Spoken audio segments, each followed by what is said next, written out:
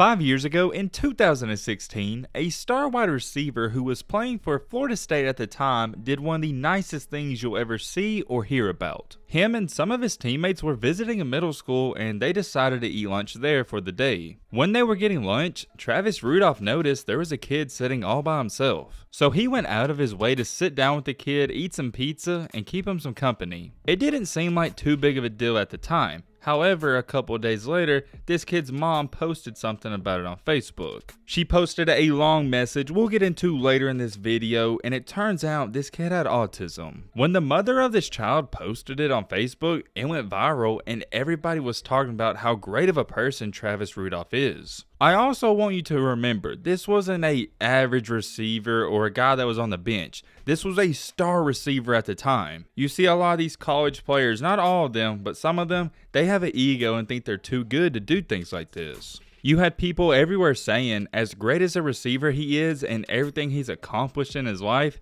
this is going to be the thing people remember him for. That was the case up until a couple of months ago. You see, at the time, all everyone was talking about is how great of a person he is and how they're going to remember that forever about him. And for me, I remember when it happened, I thought this guy was the nicest dude in the world and he wouldn't hurt a fly. It wasn't just that, that was one sample size. The way he talked in interviews and all of that, he held himself to a high standard. But however, with all that good stuff being said about this man, only 5 years later, he is now being charged with first-degree murder. He has been arrested, he's been booked, and he has no bail as to when I'm speaking. I know what you're probably sitting there thinking. I was thinking the same thing. It doesn't add up. We're talking about a guy who went out of his way to eat lunch with a kid who was sitting all by himself, and he didn't do this for media attention or anything. There was no cameras around at the time. And yet, that same guy, the same exact person, murdered somebody. Trust me, when I was doing all my research for this video, I couldn't believe it myself. It don't sit right with me. I remember in 2016 when everyone was talking about him eating lunch with this kid.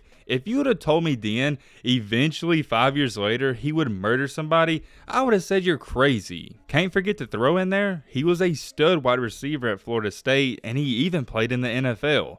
Why would he throw all of that away? We've covered a lot of weird, strange, odd, and unreal stories on this channel, if I'm being honest. And normally I don't agree with some of the stuff that happens in the stories we talk about. I can somewhat understand it. In the story we're going to talk about today, it's really hard for me to comprehend and wrap my mind around what happened. There's many unanswered questions people have about what went on. But despite those questions, it leaves us with the main one today. What really happened to Travis Rudolph? What's good, y'all? Hope you're having a blessed day. Hey, if you're enjoying the vids, I'd appreciate it if you drop a like. Lets me know you enjoy them. Also, if you haven't subbed, hit that subscribe button. Join the family. Leave a like for more. Hope you guys enjoy. Let's continue on with the story.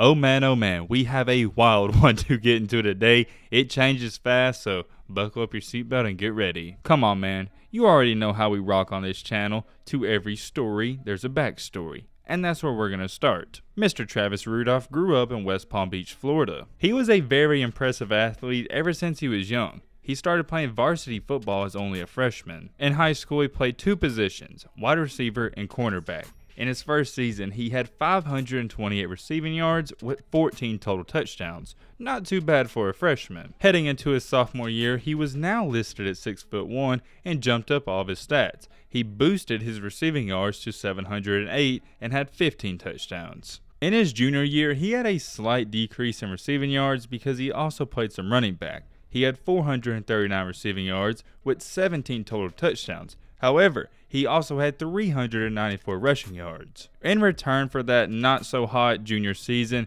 he completely went off his senior year. He had over 1,200 receiving yards with 17 touchdowns once again. Travis was an extremely outstanding prospect. He was a 4-star recruit and ranked in the top 40 in his class. He had offers from every major D1 program out there, but he decided to keep it close at home and commit and sign with Florida State. At Florida State, it was just as good as his high school career, if not better. He is what I would like to label as an impact freshman. If you don't know what I mean by labeling him as an impact freshman, in other terms it means he came in right away and produced. In his freshman season, 2014, he had 38 catches for 555 yards, averaging almost 15 yards a catch with 4 touchdowns. I get it. Only 500 yards with 4 touchdowns, nothing too impressive. In my humbled opinion, anytime a freshman can come in at the wide receiver position and give you over 500 yards, that's a good season. What made Travis so special on the field is he was a big playmaker. Anytime he caught the ball, he had a chance to break it loose. I enjoyed watching him at college, and I don't think he got enough hype.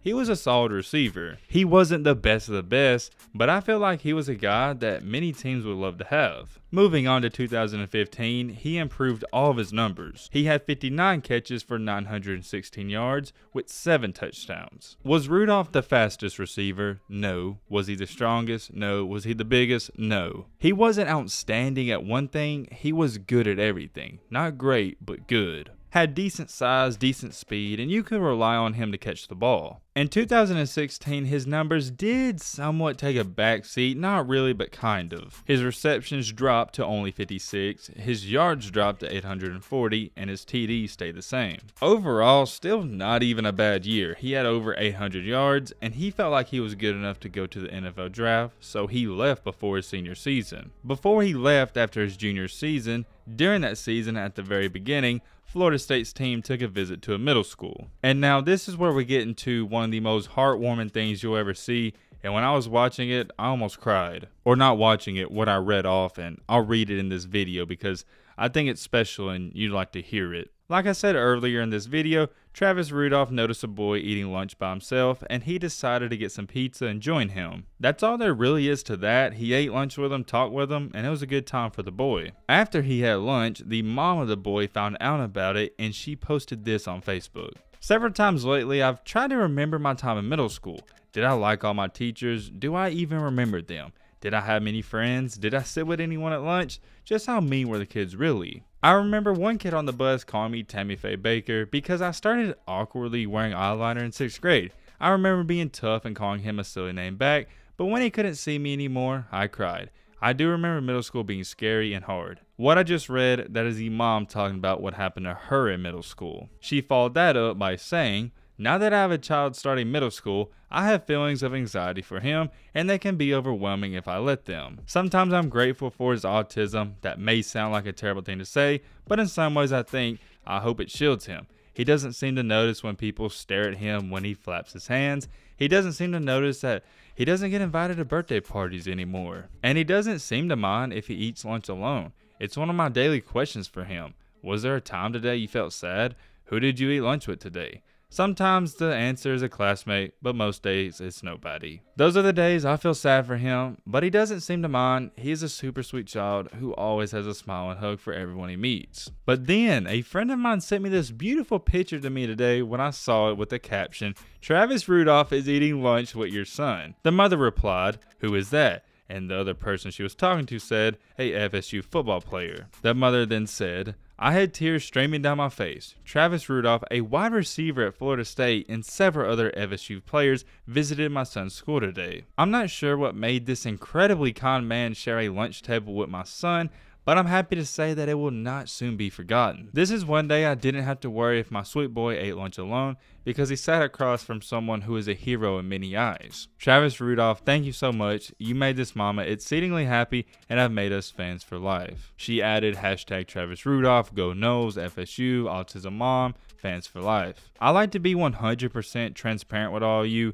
I read that 2 to 3 times and I still almost tear up every single time. It's that special. No kid should have to eat lunch alone. It seems that he doesn't mind it, but still the thought of it, it made me sad. I hate to be corny and all that. One thing I'm even trying to do to this day, just try to be nice to people. You never know what they're going through. The best part about this story to me is that Travis Rudolph didn't even know he had autism, and he didn't do this for cameras. He straight up did this out of the kindness of his heart. And I don't care what he does after that, and we'll get into that later in this video, he's still gonna have respect for me for doing that. I could go on and on.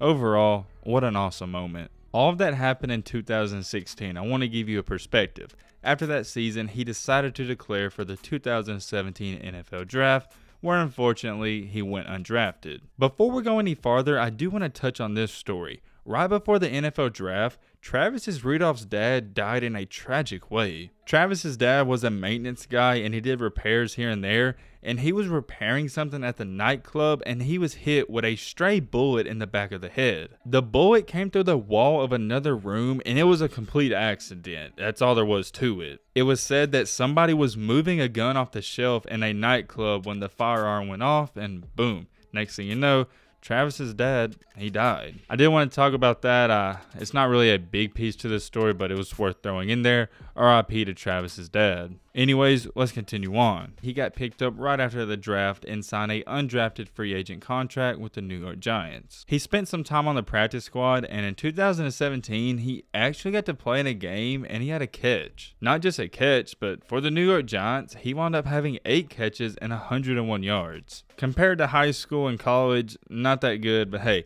anytime an undrafted player even makes it to the NFL, that's a great achievement. I guess the Giants didn't like him or something else was going on. In 2018, they waived him from the roster. Shortly after he was waived from the Giants, the Miami Dolphins picked him up to their practice squad. It was said that the Dolphins were looking at putting him on the official 53-man roster, but right after he signed, he tore his ACL. Basically, after the ACL injury, as sad as it is to say, that was the end of his NFL career. He wasn't in a good position in the first place. He was needing to prove himself and he was trying to get on a roster. And if you're hurt, that's not going to happen. It's not like he's a Julio Jones or Devontae Adams where those players can get injured and still be on the team. This guy, he's not proven, so there was no real reason to even keep him on the team at all. After 2018, there was a 2-year stint where nobody heard anything about him. In 2020, though, he signed with the Winnipeg Blue Bombers, which is a team out of the Canadian Football League. Apparently, from everything I saw, it was going okay for that team, and his career was heading somewhat in the right direction. Until this happened. On April 7th in 2021, not too long ago, Travis Rudolph was arrested in Palm Beach County and charged with 1 count of first-degree murder and 3 counts of attempted first-degree murder. Everyone has their different side to their story and their own rumor. Most articles, here's what they said and what was released to the public. Apparently, Travis Rudolph and his girlfriend, they had a quote-unquote physical altercation, and that said girlfriend called some of her guy friends. Yeah, I think you know where this is about to go. So when Travis's girlfriend called her guy friend, that guy friend then got 3 of his friends, so 4 people, to meet Travis at his house. They were going there with only the intent of speaking to Rudolph, but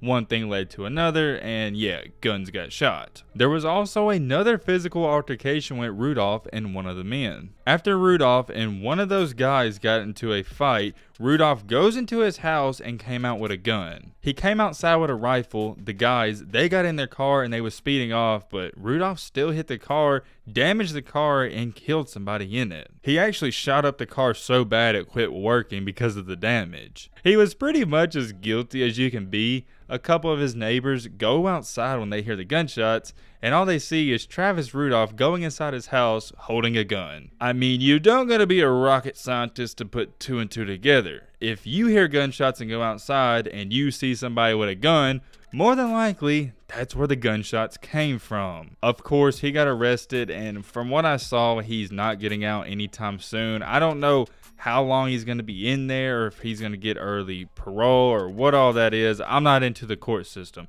but I know he got arrested and charged with murder. The only thing I saw, and if you know more about this, you can comment it down below, is that there's no way to bail him out. Here's where things start to get interesting to me and the questions start to arise. Was he this bad person that always was around gangs and stuff? Or was he simply a good person who made a bad decision? From the reports, it said he was hitting his girl and there was a physical altercation. So 1, you're not supposed to do that. Then 2, he had another physical altercation with some men and shot one of them and killed him. Is this a scenario of a good person making a couple of bad decisions with more bad decisions? I don't know. Let me know what you think in the comment section. I like to look at it from a different standpoint. I know everyone's going to say, oh, he's a bad person and he belongs in jail. I look at it like this. Everyone, they're going to make many mistakes in their life.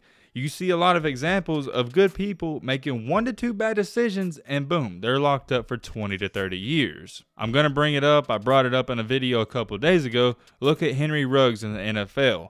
He is not a bad person. He made a couple of bad decisions, and I'll stand on that till the day I die. Not excusing what he did, it was terrible, and he shouldn't have done it. I could sit up here and rant and rave about it. You get the point. But for Henry Ruggs, you never even heard about this guy in the news for doing bad things. And overall, people did say he was a good person. So right there, good person makes a bad decision, and it's costing him his career and maybe life. Why this one is so intriguing to me, it's hard for me to picture that guy in 2016 doing what he did in 2021. Only 5 years apart. You gotta look at it from this standpoint. People can change, and maybe he's not as nice as he was 5 years ago. Man, you want to talk about ups and downs and how people can be bipolar and change? This has gotta be one of the strangest stories we've ever covered. You got a man who did one of the nicest things you'll ever see out of anyone, and also doing some of the worst things you'll ever see out of anyone,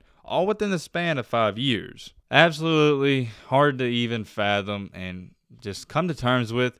Let me know what you think about this in the comment section down below. But with all that being said, that's going to wrap up this video. Hope you guys enjoyed. Hope you guys learned something if you're new to the channel. Wait, do enjoy the family. Hit that subscribe button and leave a like for more. And as always, let's be great. I'm out. Peace.